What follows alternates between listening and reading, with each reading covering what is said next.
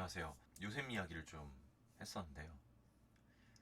요셉의 상황이 정말 억울했다. 그리고 하나님이 함께 하시기에 그 상황들에서도 그가 인자를 베풀 수 있었다라는 얘기를 드렸습니다. 또 조금만 더 생각해보면, 요셉을 되게 형통한 자라고 표현을 하거든요. 형통하다라고 얘기를 하는데, 다시 생각을 해봐도 요셉의 인생이 형통해 보이진 않거든요. 형들에 의해서 노예로 팔려가고 또 억울하게 누명을 써서 감옥을 가는 것이 형통한 것인가 라는 생각을 해봅니다. 물론 결국에 국무총리라는 자리에 가기 때문에 우리는 요셉이 형통했다라고 생각을 할 수도 있긴 해요. 국무총리라는 것이 상당히 형통해 보이죠. 우리들도 뭔가 문제가 잘 풀릴 때 만사형통, 형통해라, 뭐 만사형통의 축복을 받는다라고 하잖아요. 잘 되는 것, 어쩌면 또 문제가 없는 것이라고 기대할 수 있는데 사실은요. 믿음의 선진들이라고 하는 그런 분들도, 그러니까 성경에 있는 분들도 문제가 정말 많았습니다. 문제가 있었던 사람들의 이야기이기도 하고요. 그런 문제를 하나님이 어떻게 풀어가셨는가라는 부분이 있기도 합니다. 정말 훌륭하게 배울 점도 많지만 정말 한결같이 완벽하진 않았습니다. 예를 들면 아브라함이 그러했고요. 아브라함은 자식이 없었던 문제가 있었죠.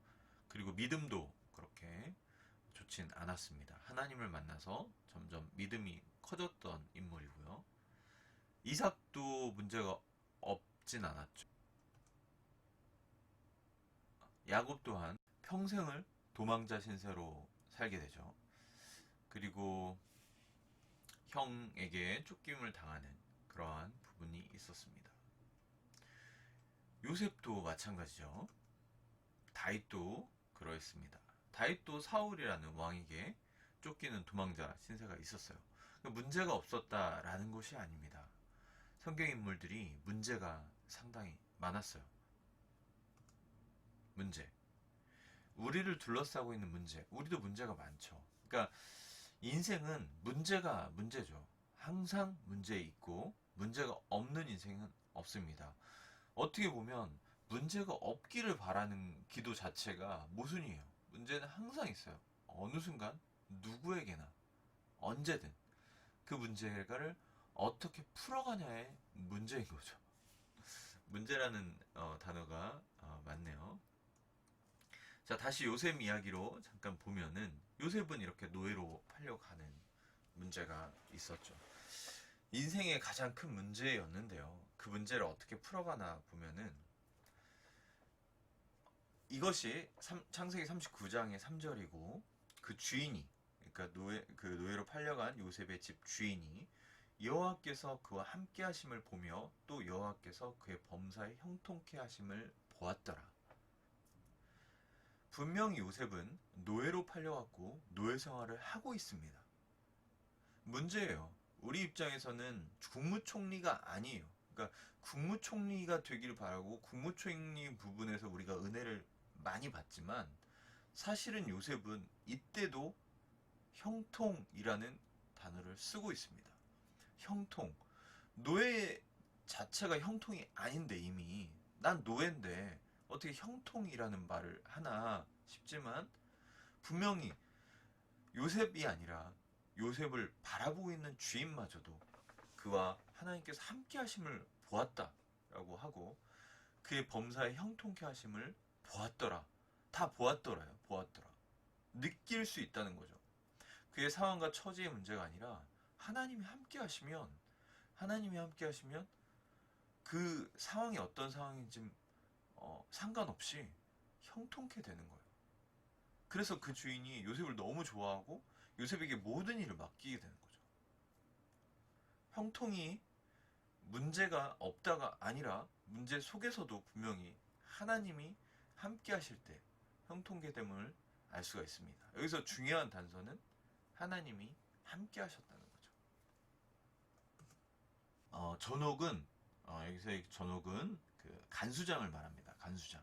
감옥을 관리하는 그런 사람이죠. 그의 손에 맡긴 것을 무엇이든지 돌아보지 아니하였으니 이는 여호와께서 요셉과 함께 하심이라. 여호와께서 그의 범사에 형통케 하셨더라. 이게 무슨 말이냐면 간수장이 요셉에게 이제 그 일을 또 감옥에서마저 맡기게 됩니다. 요셉이 성실함을 받고 또 요셉에게 이제 일을 맡기게 된 상황인데요. 그때 일을 맡긴 것들이 다 잘 되는 거예요. 또 함께 하심. 근데 그 비밀은 여호와께서 요셉과 함께 하심이라. 그러니까 함께 하시기 때문에 또 하나님께서 그의 범사에 형통케 하셨다라는 거죠. 여기서의 상황은 감옥이에요. 우리는 이미 그 사람이 감옥에 갔다 그러면 인생 끝났다라고 생각할 수 있잖아요. 물론 요셉은 되게 특수 상황이고 억울하게 갔다는 거는 맞지만 우리는 상황을 보고 상황이 잘 되고 안 되고 있음을 판단하죠.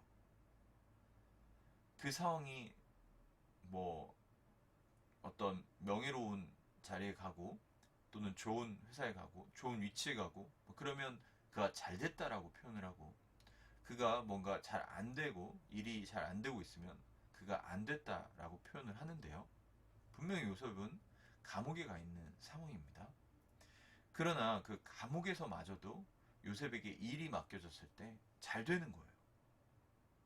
그게 바로 하나님의 함께 하심이고 또 그의 일을 형통케 하심이었던 거죠. 문제가 없었던 것이 아니고 상황이 좋았던 것은 아닙니다. 하지만 하나님께서 함께 하셨을 때 형통케 된다라고 표현을 하고 있습니다. 우리가 가만 생각해 보면 우리의 일이 잘 풀림을 기대하고 우리의 문제가 빨리 없어짐을 기대하지만 문제는 항상 이 문제가 해결되고 나면 다른 문제가 또 있을 수밖에 없는 것이 인생이죠. 그 가운데 가장 중요한 것은 하나님이 함께 하심이냐. 상황이 어떻게 됐냐의 문제가 아니라 하나님이 함께 하심이냐. 그리고 하나님이 함께 하시면 또 하나의 비밀은 일이 형통케 된다라는 것.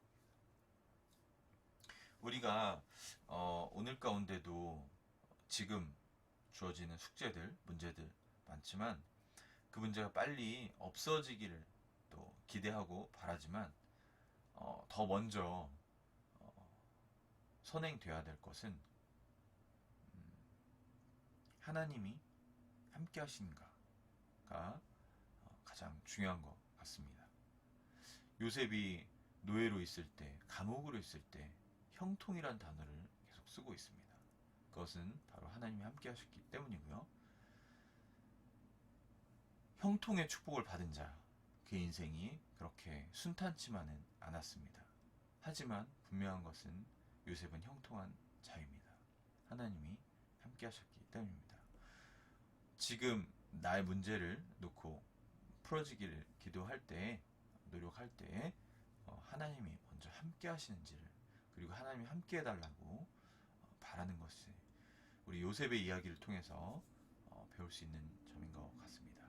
오늘 하루도 하나님이 함께 하심으로 그 요셉에게 주셨던 그 형통함의 축복이 이것을 듣는 분들께 함께 하시기를 바라고 기도합니다. 좋은 하루 되시기를 바랍니다. 감사합니다.